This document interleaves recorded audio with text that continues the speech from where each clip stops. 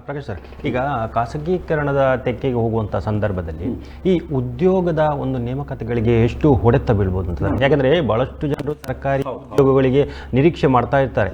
ಒಂದು ಪ್ಯೂನಿದಕ್ಕೂ ಎಂ.ಕಾಮ್ ಏನೇನೋ ಮಾಡಿದವರು ಇವತ್ತು ಅಪ್ಲಿಕೇಶನ್ ಹಾಕುವಂಥ ಪರಿಸ್ಥಿತಿ ಇದೆ ಸರ್. ಈಗ ಆರೋಗ್ಯ ಕ್ಷೇತ್ರದಲ್ಲಿ ಇದು ಯಾವುದಾದ್ರೂ ಆತಂಕ, ಏನು ವೈದ್ಯ ವಿದ್ಯಾರ್ಥಿಗಳಿಗೆ, ನರ್ಸ್ಗಳಿಗೆ ಏನಾದರೂ ಆತಂಕದ ಸ್ಥಿತಿ ಎದುರಾಗ್ಬೋದು ಅಂತ ಹೇಳಿ? ಖಂಡಿತ. ಯಾಕಂದರೆ ಖಾಸಗಿ ಅಂದರೆ ಜಾಬ್ ಗ್ಯಾರಂಟಿ ಇಲ್ಲ. ಖಾಸಗಿಗಳಲ್ಲಿ ಜಾಬ್ ಗ್ಯಾರಂಟಿ ಇಲ್ಲ. ಆಮೇಲೆ ಸಂಬಳ, ಒಬ್ಬರಿಗಿದ್ದ ಸಂಬಳ ಮತ್ತೊಬ್ಬರಿಗೆ ಗೊತ್ತಿರೋದಿಲ್ಲ. ಈಗ ನಿಮಗೆ ಎಷ್ಟಿದೆ ಅಂತ ನನಗೆ ಗೊತ್ತಿಲ್ಲ, ನನಗೆ ಎಷ್ಟಿದೆ ಅಂತ ಇಮ್ತಿಯಾಸ್ ಅವರಿಗೆ ಗೊತ್ತಿಲ್ಲ. ಯಾಕಂದರೆ ಟ್ರಾನ್ಸ್ಪರೆನ್ಸಿ ಇಲ್ಲ ಅಂತ. ಒಂದು ರೀತಿಯಲ್ಲಿ ಖಾಸಗಿಯಲ್ಲಿ ಏನಾಗ್ತದೆ ಅಂದರೆ ಯಾರಿಗೆ ಎಷ್ಟು ಪೇಮೆಂಟು ಇದೆ ಅಂತ ಟ್ರಾನ್ಸ್ಪರೆನ್ಸಿ. ಇನ್ನೊಂದು ಟಾರ್ಗೆಟ್ ಅನ್ನೋದು ಪ್ರೈವೇಟ್ಗಳಲ್ಲಿ ಸಾಮಾನ್ಯ. ಒಂದು ಟಾರ್ಗೆಟ್ ಇರುತ್ತೆ, ಯಾವುದೇ ಇಂಡಸ್ಟ್ರಿಗಳಲ್ಲಿ ಇದ್ದಾಗಿಂಥ ಟಾರ್ಗೆಟ್ಗಳು ಇರುತ್ತೆ. ಆ ಟಾರ್ಗೆಟನ್ನು ನೀವು ಅಚೀವ್ ಮಾಡಬೇಕು ಅನ್ನೋದು ಖಾಸಗಿಯಲ್ಲಿ ಇರುತ್ತೆ. ಸರ್ಕಾರಿ ಸಂಸ್ಥೆಗಳಲ್ಲಿ ಆ ರೀತಿಯ ಟಾರ್ಗೆಟ್ಗಳಂತೂ ಇರೋದಿಲ್ಲ. ಸರ್ವಿಸ್ ಮೋಟಿವ್ ನೋಡಿ, ಸೇವೆ ಇದ್ದಾಗ ನಿಮಗೆ ಟಾರ್ಗೆಟ್ ಇರೋದಿಲ್ಲ, ನೀವು ಸೇವೆಯನ್ನು ಮಾಡಬೇಕು ಎನ್ನುವಂತಹದ್ದು. ಆಮೇಲೆ ಇಮ್ತಿಯಾಸ್ ಅವರು ಹೇಳಿದಾಗ ಇನ್ನೊಂದು ಅದು ವ್ಯಾಲಿಡ್ ಪಾಯಿಂಟು, ಈಗ ಟೆಸ್ಟ್ ಮಾಡಲಿಕ್ಕೆ ಬರ್ತಾರೆ ಅಲ್ವಾ, ಅವರು ಯಾರಂತ ಯಾರಿಗೂ ಗೊತ್ತಿರೋದಿಲ್ಲ. ಯಾಕಂದರೆ ಅಕೌಂಟೆಬಿಲಿಟಿ ಎನ್ನುವುದು ಯಾರಿಗಿರೋದಿಲ್ಲ, ಉತ್ತರದಾಯಿತ್ವ ಅಂತ ಹೇಳ್ತೇವೆ. ಮತ್ತು ರೆಸ್ಪಾನ್ಸಿಬಿಲಿಟಿ, ಹೌದು, ರೆಸ್ಪಾನ್ಸಿಬಿಲಿಟಿ ಯಾರು ಅಂತ ಗೊತ್ತಿಲ್ಲ. ಈಗ ಏನಾದರೂ ಒಬ್ಬರು ವೈದ್ಯರಿಂದ ಖಾಸಗಿ ಆಸ್ಪತ್ರೆಯಲ್ಲಿ ಏನಾದರೂ ಹೆಚ್ಚು ಕಡಿಮೆ ಆದರೆ ಯಾರನ್ನು ಹೋಗಿ ಕೇಳಬೇಕಂದ್ರೆ ವೈದ್ಯ ಇರೋದೇ ಇಲ್ಲ ಅಲ್ಲಿ. ಸರ್ಕಾರಿ ಆದರೆ ಅವನು ಪೇರೋಲಲ್ಲಿ ಇದ್ದೇ ಇರ್ತಾನಲ್ವಾ, ಅವನು ಆನ್ಸರ್ ಕೊಡಲೇಬೇಕು, ಉತ್ತರ ಕೊಡಲೇಬೇಕು. ಹೈಯರ್ ಅಧಿಕಾರಿಗಳಿಗೆ, ಹೌದು, ಹೈಯರ್ ಎಸ್ಕಲೇಷನ್ ಆಗುತ್ತೆ ಅಲ್ಲ. ಬೇರೆ ಬೇರೆ ಅವರಿಗೆ ಕಾಂಡಕ್ಟ್ ರೂಲ್ಸ್ ಅಂತ ಇರುತ್ತೆ, ಗೌರ್ಮೆಂಟ್ ಇವರಿಗೆಲ್ಲ ಕಾಂಡಕ್ಟ್ ರೂಲ್ಸ್ ಅಂತ ಇರುತ್ತೆ. ಆ ರೂಲ್ಸ್ ಪ್ರಕಾರ, ಆ ನಿಯಮಾವಳಿಗಳ ಪ್ರಕಾರ ಅವ್ರು ಇರಬೇಕು. ಚಾರ್ಜ್ ಶೀಟ್ ಇಶ್ಯೂ ಮಾಡೋದು, ಮೆಮೊ ಇಶ್ಯೂ ಮಾಡೋದು, ಇದೆಲ್ಲ ಸಾಮಾನ್ಯ ಸರ್ಕಾರದಲ್ಲಿ. ಪ್ರೈವೇಟಲ್ಲಿ ಆಗಿಲ್ಲ, ಅವನು ಬಿಟ್ಟು ಹೋದ ಇನ್ನೊಂದು ಕಡೆ ಹೋಗಿ ಒಂದು ಸಣ್ಣ ಕ್ಲಿನಿಕ್ ಹಾಕ್ಕೊಂಡು ಕೂತ್ಕೊಂಡು ನಾಳೆ ಅವನು ಇರೋದಿಲ್ಲ. ಯಾಕಂದರೆ ಜಾಬ್ ಗ್ಯಾರಂಟಿಗಳು ಯಾವುದು ಇಲ್ಲ ಅಂದಮೇಲೆ ಅವ್ರು ಇರ್ತಾರೆ ಎನ್ನುವಂಥ ಉತ್ತರದಾಯಿತ್ವ ಅಂತ ಪದ ಇದೆ. ಅಕೌಂಟೇಬಿಲಿಟಿ ಮತ್ತು ರೆಸ್ಪಾನ್ಸಿಬಿಲಿಟಿ ಎರಡು ಇರೋದಿಲ್ಲ. ಅದೊಂದು ಪ್ರೈವೇಟ್ನ ವಿಚಾರಕ್ಕೆ ಸಂಬಂಧಪಟ್ಟ ಹಾಗೆ. ಆಮೇಲೆ ಪ್ರೈವೇಟಲ್ಲಿ ನಿಮಗೆ ಪ್ರೋಟೋಕಾಲ್ ಅಂತಿಲ್ಲ, ಎಲ್ಲರೂ ಎಲ್ಲ ಕೆಲಸವನ್ನು ಮಾಡ್ತಾರೆ. ಎಲ್ಲರೂ ಅವ್ರು ಡಾಕ್ಟ್ರು ಆಗಿರ್ಬೋದು, ಬೇರೆ ಕೆಲಸಗಳನ್ನು ಮಾಡ್ಬೋದು, ಎಲ್ಲ ಕೆಲಸಗಳನ್ನು ಎಲ್ಲ ಸಂದರ್ಭಗಳಲ್ಲಿ ಅವರು ಮಾಡ್ಬೋದು. ಆದ ಕಾರಣ ನಿಮಗೆ ರೋಗಿಗಳ ಹತ್ರ ಯಾರು ಬಂದರು, ಯಾರು ಬಂದು ಯಾರು ಹೋದರು ಯಾವುದೂ ಗೊತ್ತಾಗೋದಿಲ್ಲ. ಬಿಲ್ ಬಂದಾಗ ಮಾತ್ರ ಅವರು ಬಂದರು ಇವರು ಬಂದರು ಅಂತ ಒಂದೊಂದು ದೊಡ್ಡ ಲಿಸ್ಟ್ಗಳು ಬರ್ತದೆ.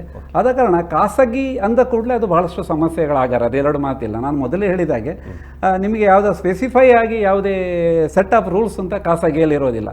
ಅಲ್ಲಿ ಯಜಮಾನ ಏನು ಹೇಳ್ತಾನೆ ಅದನ್ನು ಆತ ಕೇಳಬೇಕಾಗುವಂಥದ್ದು. ಅಂದರೆ ಸರ್ಕಾರಿ ಅಂದರೆ ಎಲ್ಲವೂ ಒಂದು ಸಿಸ್ಟಮ್ಯಾಟಿಕ್ ನೋಡಿ, ಒಂದು ಚೌಕಟ್ಟಿನೊಳಗೇ ಇರ್ತಾರೆ. ಆ ಚೌಕಟ್ಟಿನೊಳಗೆ ಎಲ್ಲ ನಿಯಮಾವಳಿಗಳಿರ್ತದೆ. ಇಲ್ಲಿದ್ದರೆ ಕೇಳಿದರೆ ನೀವು ಯಾವುದೇ ಹಂತಕ್ಕೂ ಹೋಗಿ ನ್ಯಾಯಾಲಯಕ್ಕೂ ಅಥವಾ ಸರ್ಕಾರಕ್ಕೂ ನೀವು ಹೋಗಿ ಕೇಳುವಂಥದ್ದು ಸಾಧ್ಯತೆಗಳಿದೆ. ಇಲ್ಲಿ ಒಂದು ಸ್ವಲ್ಪ ಸಮಸ್ಯೆಗಳು ಇದೆ ಅನ್ನುವಂಥದ್ದು. ಆ ನಿಟ್ಟಿನಲ್ಲಿ ಸರ್ಕಾರಿ ಆಸ್ಪತ್ರೆಗಳು ರೋಗಿಗಳ ಮಟ್ಟಿಗೆ ಉತ್ತರದಾಯಿತ್ವ, ಅಕೌಂಟೇಬಿಲಿಟಿ ಮತ್ತು ರೆಸ್ಪಾನ್ಸಿಬಿಲಿಟಿ ಮಟ್ಟಿಗೆ ಸರ್ಕಾರಿ ಆಸ್ಪತ್ರೆಗಳು ಒಳ್ಳೆಯದು ಅಂತ. ಇಮ್ತಿಯಾಸ್ ಅವರೇ, ಇದನ್ನು ತಾವು ಯಾವ ದೃಷ್ಟಿಕೋನ ನೋಡಲಿಕ್ಕೆ ಬಯಸ್ತಾರೆ? ಯಾಕೆಂದರೆ ಭಾಳಷ್ಟು ಇವತ್ತು AI ಏನು ಬಂದ ಬಳಿಕ ಯಾಂತ್ರಿಕ ಕೆಲಸಗಳೆಲ್ಲ ಹೊಡೆತ ಬಿದ್ದಿವೆ. ಇವತ್ತು ನಾವು ತಂತ್ರಜ್ಞರು ಅಂದರೆ ಒಳ್ಳೆಯ ರೀತಿಯಲ್ಲಿ ನಿಪುಣತೆಯನ್ನು ಹೊಂದಿರುವಂಥ ವೈದ್ಯಕೀಯ ರಂಗ, ಇದು ಖಾಸಗಿ ತನಕ ಹೋದರೆ ಯಾವ ರೀತಿಯ ಉದ್ಯೋಗಕ್ಕೆ ಹೊಡೆತ ಬೀಳ್ಬೋದು? ತಮ್ಮ ದೃಷ್ಟಿಕೋನ ಏನು ನೋಡಿ? ಇದನ್ನು ನಂಬಿರುವವರು ಯಾವ ಸ್ಟೇಜಲ್ಲಿ ಎಲ್ಲಿವರೆಗೆ ಇರ್ತಾರೆ? ಹೌದು ನೋಡಿ, ಈಗ ಈ ನಮ್ಮಲ್ಲಿ ಮೆಡಿಕಲ್ ಕಾಲೇಜುಗಳು ಭಾಳಷ್ಟು ಆಗ್ತಾ ಇದೆ. ಅದೇ ರೀತಿಯಲ್ಲಿ ಮೆಡಿಕಲ್ಗೆ ಪೂರಕವಾಗಿರ್ತಕ್ಕಂಥ ಕೋರ್ಸ್ಗಳನ್ನ ಮಾಡ್ತಕ್ಕಂಥ ವಿದ್ಯಾರ್ಥಿಗಳು ಭಾಳಷ್ಟು ಮಂದಿ ಕಳೀತಾ ಇದ್ದಾರೆ. ಅವರೆಲ್ಲರೂ ಕೂಡ ಇಲ್ಲಿ ನಮ್ಮ ಜಿಲ್ಲೆಯಲ್ಲಿ, ನಮ್ಮ ದೇಶದಲ್ಲಿ ಉದ್ಯೋಗ ಸಿಗ್ತದೆ ಅನ್ನುವಂಥ ಯಾರು ಕೂಡ ಕನಸು ಕಾಣ್ತಾ ಇಲ್ಲ. ಅಂದರೆ ಇಲ್ಲಿ ಸರ್ಕಾರಿ ಟೀಚರ್ಗಳನ್ನು ನೇಮಕ ಮಾಡೋದಿಲ್ಲ ಸರ್ಕಾರಿ ಶಾಲೆಗಳಲ್ಲಿ. ಅಲ್ಲಿ ನಿಮಗೆ ಗೆಸ್ಟ್ ಟೀಚರು, ಗೆಸ್ಟ್ ಲೆಕ್ಚರ್ಗಳ ನೇಮಕ ಮಾಡ್ತೀರಿ. ಆಸ್ಪತ್ರೆಗಳಲ್ಲಂತೂ ಈ ನರ್ಸಿಂಗ್ ಮಾಡ್ತಕ್ಕಂಥವ್ರು ಭಾಳ ಗೌರವ ಇತ್ತು ಹಿಂದೆ. ಸರ್ಕಾರಿ ಆಸ್ಪತ್ರೆಯಲ್ಲಿ, ಇಲ್ಲಿ ಪ್ರಾಥಮಿಕ ಆರೋಗ್ಯ ಕೇಂದ್ರಗಳಲ್ಲಿ ದಾದಿಯರು, ಇವರು ನರ್ಸ್ಗಳು ಇರ್ತಾರೆ ಅಂತ ಅವ್ರಿಗೆ ಭಾಳ ಗೌರವ ಇತ್ತು ಒಂದು ಕಾಲದಲ್ಲಿ. ಈಗ ಆ ಕೆಲಸಗಳಿಗೆ ಮುಖ ನೋಡದಂಥ ಪರಿಸ್ಥಿತಿ ಆಗಿದೆ. ಯಾರಿಗೂ ಕೂಡ ಅಲ್ಲಿ ಕೆಲಸ ನೇಮಕಾತಿ ಸಿಗೋದಿಲ್ಲ.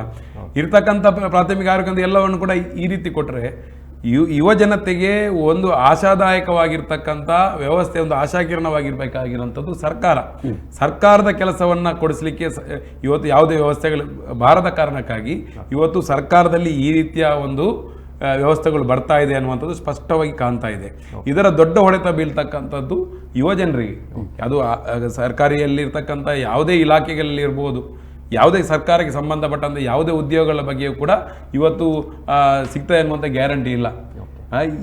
ಈ ಪರಿಸ್ಥಿತಿಯಲ್ಲಿ ಈ ರೀತಿಯ ಖಾಸಗೀಕರಣ, ಮತ್ತಷ್ಟು ಖಾಸಗೀಕರಣದ ಮಾಡ್ತಕ್ಕಂಥ ಅಥವಾ ಈ ಕಾಂಟ್ರಾಕ್ಟ್ ಬೇಸಲ್ಲಿ ಗುತ್ತಿಗೆ ಆಧಾರಿತವಾಗಿರ್ತಕ್ಕಂಥ ಉದ್ಯೋಗ ಕೊಡ್ತಕ್ಕಂಥದ್ದು, ಇದೆಲ್ಲವೂ ಕೂಡ ದೊಡ್ಡ ರೀತಿಯಲ್ಲಿ ಯುವಜನರಿಗೆ ದೊಡ್ಡ ಹೊಡೆತ ಬೀಳ್ತಕ್ಕಂಥದ್ದು. ನೋಡಿ ಮೊನ್ನೆ ಆ ನ್ಯಾಯಾಧೀಶರು ಕೊಟ್ಟಿರ್ತಕ್ಕಂಥ ಒಂದು ಮಾತಿಗೆ ಯಾವ ರೀತಿಯಲ್ಲಿ ಯುವಜನರು ಈ ದೇಶದಲ್ಲಿ ಕೆರಳಿದ್ರು ಅನ್ನುವಂಥದ್ದು ನಮ್ಗೆ ಗೊತ್ತಾಗ್ತದೆ.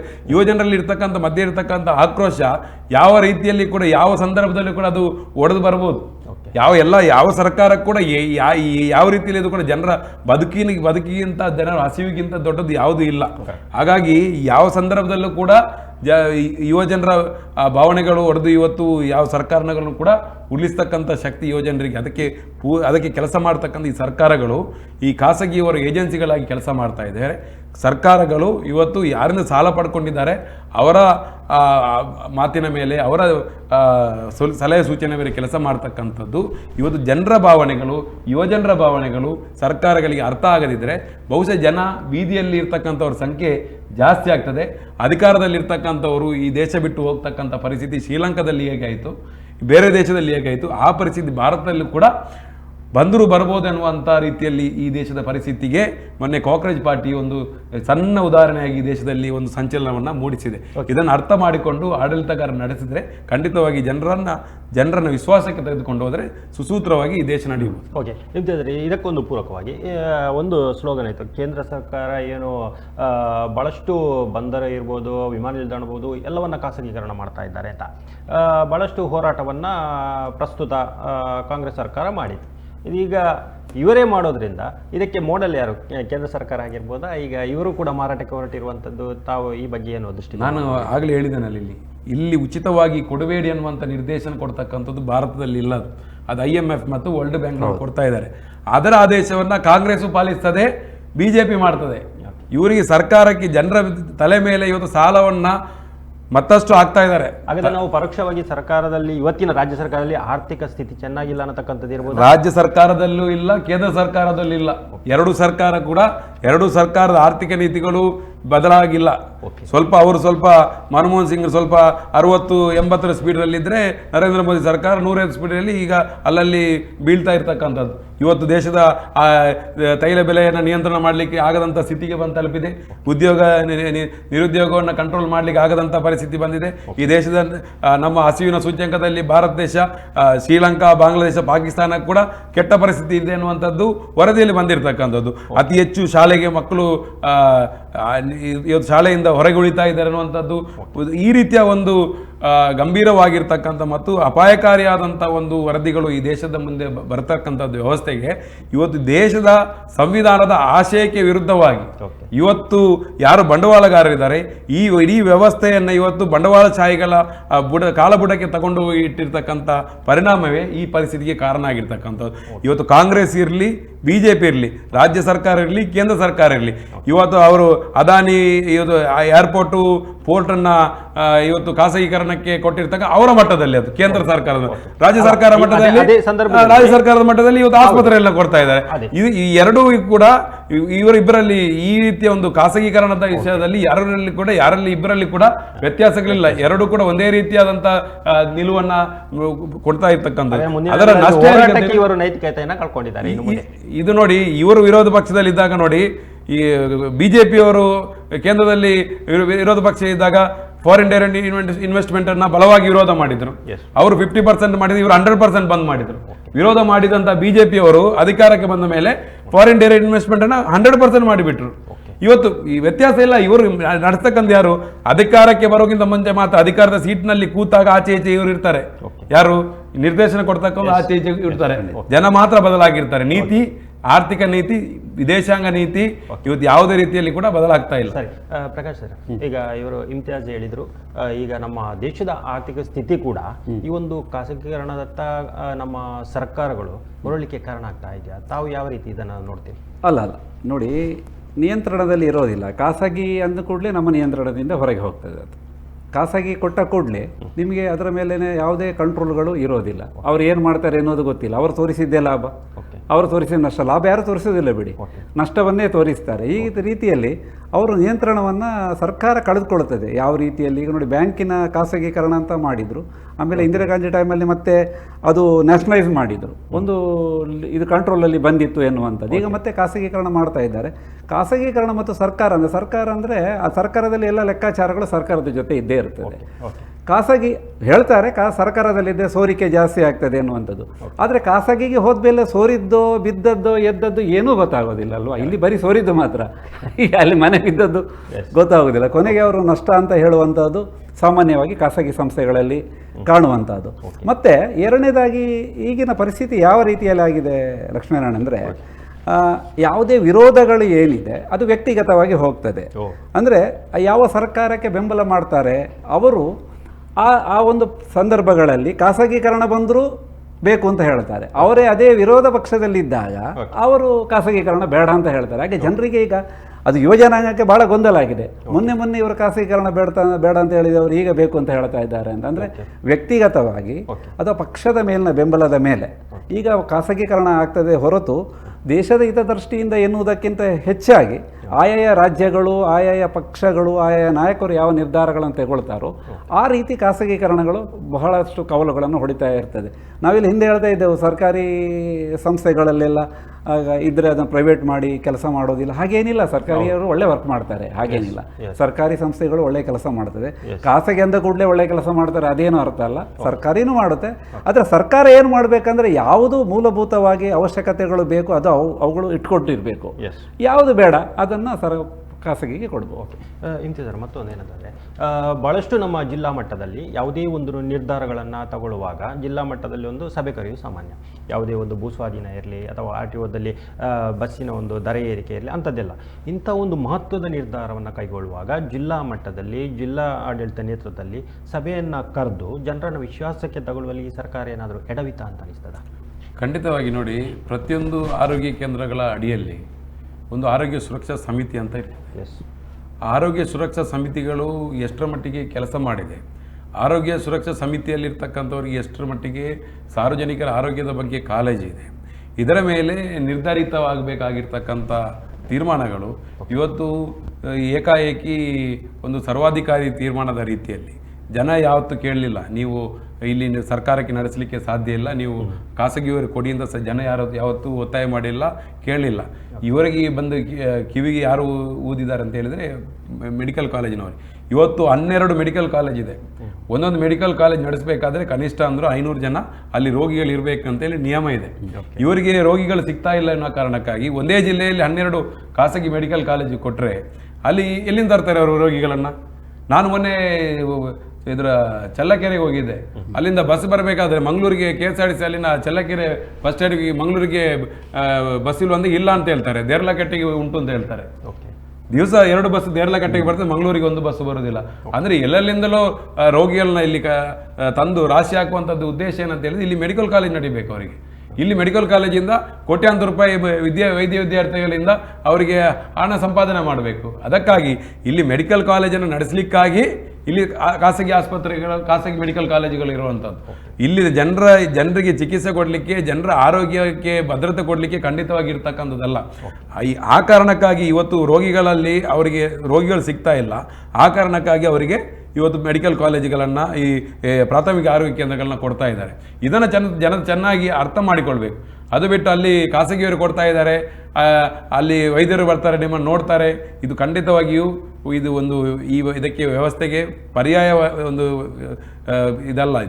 ಇದನ್ನು ಸರಿಪಡಿಸಲಿಕ್ಕೆ ಜನ ಇವತ್ತು ಈ ರೀತಿಯಾದಂಥ ಒಂದು ವ್ಯವಸ್ಥೆಗೆ ಹೋದರೆ ಖಂಡಿತವಾಗಿ ಜನರಿಗೆ ಆರೋಗ್ಯ ಎನ್ನುವಂಥದ್ದು, ಚಿಕಿತ್ಸೆ ಎನ್ನುವಂಥದ್ದು ಮತ್ತಷ್ಟು ದುಬಾರಿ ಆಗ್ತದೆ. ಜನ ಮನೆ ಮಠವನ್ನು ಕಳ್ಕೊಳ್ಳುವಂಥ ಪರಿಸ್ಥಿತಿ ಇನ್ನಷ್ಟು ಕಷ್ಟದಾಯಕವಾಗಲಿ.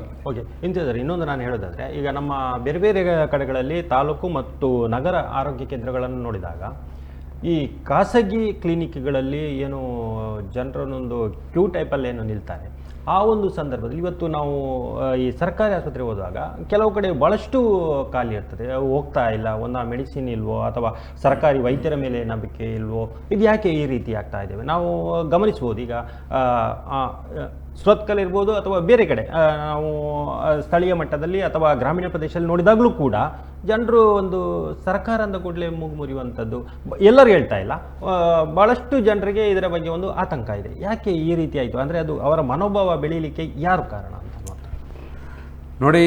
ಸರ್ಕಾರಿ ಪ್ರಾಥಮಿಕ ಆರೋಗ್ಯ ಕೇಂದ್ರ ಇರ್ಬೋದು, ತಾಲೂಕು ಆಸ್ಪತ್ರೆ ಇರ್ಬೋದು ಅಥವಾ ಜಿಲ್ಲಾ ಆಸ್ಪತ್ರೆ, ಎಲ್ಲ ಕಡೆಯೂ ಕೂಡ ಈ ಜನರು ಹೋಗ್ತಾ ಇದ್ದಾರೆ. Okay. ಹೋಗ್ತಾ ಇಲ್ಲ ಅನ್ನೋಂಥದ್ದಲ್ಲ. Okay. ಅಲ್ಲಿ ಯಾವಾಗ ವೈದ್ಯರು ಇರ್ತಾರೆ, ಇವತ್ತು ಪ್ರಾಥಮಿಕ ಆರೋಗ್ಯ ಕೇಂದ್ರಗಳಲ್ಲಿ ಕೆಲವು ಕಡೆ ಪ್ರಾಥಮಿಕ ಆರೋಗ್ಯ ಕೇಂದ್ರ ವಾರಕ್ಕೆ 2 ದಿನ ಮಾತ್ರ ವೈದ್ಯರು ಬರ್ತಾ ಇದ್ದಾರೆ. ಕೆಲವು ಕಡೆ ವೈದ್ಯರು ಪ್ರತಿದಿನ ಬಂದರೂ ಕೂಡ ಅಲ್ಲಿ ದಿನದ 2 ಗಂಟೆ ಮಾತ್ರ ಇರ್ತಾರೆ. Okay fine. ಜನರಿಗೆ ನಾವು ಈಗ ಸಾಮಾನ್ಯವಾಗಿ ನಾವು ಮಕ್ಕಳನ್ನ ಶಾಲೆ ಕಳಿಸಿರ್ತೀವಿ. ಶಾಲೆಯಿಂದ ಬರಬೇಕಾದ್ರೆ ಮಗುವಿಗೆ ಜ್ವರ ಬಂದಿರ್ತದೆ. ನಮಗೆ ಸರ್ಕಾರಿ ಪ್ರಾಥಮಿಕ ಆರೋಗ್ಯ ಕೇಂದ್ರಕ್ಕೆ ಹೋದಾಗ ಅಲ್ಲಿ ಡಾಕ್ಟರ್ ಇರುವುದಿಲ್ಲ ಆ ಸಮಯಕ್ಕೆ. ಇದು ಕಾರಣ ಕೂಡ ಖಾಸಗಿತನ ಸಮಯದಲ್ಲಿ ವೈದ್ಯರ ಸೇವೆ ಸಿಗುವಂತ ಸಮಯ ಕೂಡ ಇವತ್ತು ಜನರಿಗೆ ಬೇಕಾಗಿರ್ತಕ್ಕಂಥ ಸಮಯದಲ್ಲಿ ಅವರು ಸಿಗೋದಿಲ್ಲ. 10 ಗಂಟೆ ಬರ್ತಾರೆ, 12 ಗಂಟೆಗೆ ಹೋಗ್ತಾರೆ. ಕೆಲಸ ಬಿಟ್ಟು ಬರುವಾಗ ಜ್ವರ ಬರ್ತದೆ, ಇನ್ನೇನಾಗಿರ್ತದೆ, ಸಂಜೆ ಬರುವಾಗ ಅಲ್ಲಿ ವೈದ್ಯರು ಇರುವುದಿಲ್ಲ. ಈ ಕಾರಣಕ್ಕಾಗಿ ಸ್ಥಳೀಯ ಖಾಸಗಿಯವರ ಜೊತೆ ಹೋಗ್ತಾರೆ. ಅಂದರೆ ಸಣ್ಣ ಪುಟ್ಟ ಇದಕ್ಕೆ ಏನಾದರೂ ಮಾಡಿ ಅದೇ ರೀತಿಯಲ್ಲಿ ಈಗ ಖಾಸಗಿ ಆಸ್ಪತ್ರೆಯಲ್ಲಿ ಈಗ ಮೊನ್ನೆ ಇಲ್ಲಿ ಹೃದ್ರೋಗದ ಚಿಕಿತ್ಸೆ ಆರಂಭ ಮಾಡಿ ಅಂತ ಹೇಳಿದರು. ಆ ಸಂದರ್ಭದಲ್ಲಿ ಎಷ್ಟು ಜನ ಇದು ವೆನ್ಲಾಕ್ಕೆ ಹೋಗ್ತಾ ಇದ್ದಾರೆ? ಚಿಕಿತ್ಸೆ ಅಲ್ಲಿ ಸಿಗ್ತದೆ, ಅದರ ಗುಣಮಟ್ಟ ಇನ್ನೊಂದು ಅದರ ಬೇರೆ ಇದೆ, ಚರ್ಚೆ ಇದೆ, ಅದು ಯಾವ ರೀತಿ ಮಾಡ್ತಾ ಇದೆ. ಆದರೆ ಸರ್ಕಾರಿ ಆಸ್ಪತ್ರೆಯಲ್ಲಿ ವ್ಯವಸ್ಥೆಗಳು ಬಂದಾಗ ಈಗ ಇದರಲ್ಲಿ ವೆನ್ಲಾಕ್ ಆಸ್ಪತ್ರೆಯಲ್ಲಿ ಒಂದು ಸಣ್ಣದೊಂದು ಸೂಪರ್ ಸ್ಪೆಷಾಲಿಟಿ ಒಂದು ಯೂನಿಟ್ ಮಾಡಿದ್ದಾರೆ. ಅಲ್ಲಿ ಈಗ ಬರ್ತಕ್ಕಂಥವ್ರು ಯಾರು, ಎಷ್ಟು ಜನ ಅಲ್ಲಿ ಬರ್ತಾ ಇದ್ದಾರೆ ಚಿಕಿತ್ಸೆಗೆ, ಶಸ್ತ್ರಚಿಕಿತ್ಸೆ ಮಾಡಿಸ್ತಾ ಇದ್ದಾರೆ, ವಾರಗಟ್ಟಲೆ ನಿಲ್ಲಿಸ್ತಾರೆ, ಅದು ಬಿಡಿ. ಆದರೆ ಬರ್ತಕ್ಕಂಥದ್ದು ಯಾರು, ಖಾಸಗಿ ಆಸ್ಪತ್ರೆಗೆ ಹೋಗುವಂಥವರು ಇಲ್ಲಿ ಬರ್ತಾ ಇದ್ದಾರೆ. ವಾರಗಟ್ಟಲೆ ನಿಂತು ಚಿಕಿತ್ಸೆ ಮಾಡಿ 50,000ಕ್ಕೆ ಆಗುವಂಥ ಚಿಕಿತ್ಸೆಯನ್ನು ಉಚಿತವಾಗಿ ಮಾಡಿಕೊಂಡು ಹೋಗ್ತಾ ಇದ್ದಾರೆ. ವ್ಯವಸ್ಥೆಗಳು ಬಂದಾಗ ಅದನ್ನು ತಗೊಳ್ಳಿಕ್ಕೆ ಜನ ಖಂಡಿತ ಬರ್ತಾರೆ. ಇವತ್ತು ನೀವು ಹೇಳಿದ್ರಲ್ಲ, ಈಗ ಗ್ಯಾರಂಟಿಯನ್ನು ಯಾರು ಬಿಟ್ರ ನಮಗೆ 2,000 ಬೇಕು ತಗೊಳ್ತಾರೆ. ಸರ್ಕಾರದಿಂದ ಸಿಗ್ತಕ್ಕಂಥದ್ದನ್ನು ಯಾರು ಬಿಡುವಂಥದ್ದಿಲ್ಲ, ಅದು ಸರ್ಕಾರದ ನಮ್ಮದೇ, ಅದು ಅದನ್ನು ತಗೊಳ್ಳುವಂಥದ್ದು ಎಲ್ಲ ನೈತಿಕ ಹಕ್ಕು ಎಲ್ಲ ಸಾರ್ವಜನಿಕರಿಗಿದೆ. ಹಾಗಾಗಿ ನೀವು ವ್ಯವಸ್ಥೆಯನ್ನು ಸರಿಪಡಿಸಿದೆ ಅಲ್ಲಿ ವೈದ್ಯರು ಇರುವುದಿಲ್ಲ, ಅಲ್ಲಿ ಜನರೇ ಕಾಣುವುದಿಲ್ಲ ಅಂತ ಹೇಳಿದ್ರೆ ವೈದ್ಯರು ಇದ್ರಲ್ಲ, ಅಲ್ಲಿ ಚಿಕಿತ್ಸೆ ಕೊಡ್ತಕ್ಕಂಥವ್ರು ಇದ್ರಲ್ಲ, ಅಲ್ಲಿ ಒಂದು ತಪಾಸಣೆಗೆ ಒಂದು ಮಲೇರಿಯಾನ ಇನ್ನೊಂದು ಡೆಂಗು ಜ್ವರ ಬಂದಾಗ ಜನರೇ ಇಲ್ಲದಿದ್ದಾಗ ಅಲ್ಲಿ ಯಾರು ಹೋಗ್ತಾರೆ? ವ್ಯವಸ್ಥೆಗಳನ್ನು ಮಾಡಿದಾಗ ಖಂಡಿತವಾಗಿ ಜನ ಹೋಗ್ತಾರೆ. ನೀವು ಈ ಉತ್ತರ ಕರ್ನಾಟಕದ ಯಾವ ತಾಲೂಕು ಆಸ್ಪತ್ರೆಗಳು ಹೋಗಿ, ಎಲ್ಲ ಆಸ್ಪತ್ರೆಗಳು ಜಲಜಂಗುಲಿ ಇದೆ. ಹೇಗೆ ಜನರಿಗೆ ಅಲ್ಲಿ ವ್ಯವಸ್ಥೆ ಉಂಟು, ಮಾಡಿಕೊಡ್ತಾರೆ. ಅಲ್ಲಿ ವೈದ್ಯರಿಲ್ಲದೆ ಜನ ಗಲಾಟೆ ಮಾಡ್ತಾರೆ, ವೈದ್ಯರನ್ನು ತರಿಸ್ತಾರೆ. ಇಲ್ಲಿ ನಾವು ಮಾಡ್ತಾ ಇಲ್ಲ, ಅದನ್ನು ನಿರ್ಲಕ್ಷ್ಯ ಮಾಡ್ತಾ ಇದ್ದೇವೆ. ಆ ಕಾರಣಕ್ಕೆ ಜನ ಕೂಡ ಬದುಕಬೇಕಲ್ಲ, ಏನಾದರೂ ಸಾಲ ಸೋಲ ಮಾಡಿ ಆದರೂ ಹೋಗ್ತಾರೆ. ಒಂದು ಸಣ್ಣ ಜ್ವರ ಬಂದರೂ ಕೂಡ ಖಾಸಗಿ ಆಸ್ಪತ್ರೆ 25,000 ಕಟ್ಟಬೇಕು, ಬಡ್ಡಿಗೆ ದುಡ್ಡು ತಗೊಂಡಾದರೂ ಡಿಸ್ಚಾರ್ಜ್ ಮಾಡ್ಕೊಂಡು ಬರ್ತಾರೆ. ಇನ್ನೂ ಸ್ವಲ್ಪ ಜಾಸ್ತಿ ಆಯ್ತು ಅಂದ್ರೆ ಬೇಡ್ತಾರೆ, ಭಿಕ್ಷೆ ತಗೊಳ್ತಾರೆ. ಇದು ಪರಿಸ್ಥಿತಿ. ಜನರ ಸ್ವಾಭಿಮಾನ ಇವತ್ತು ಅಡಮಾನ ಇಟ್ಟಿದ್ದಾರೆ ಇವರು ಖಾಸಗಿಯವರ ಮುಂದೆ.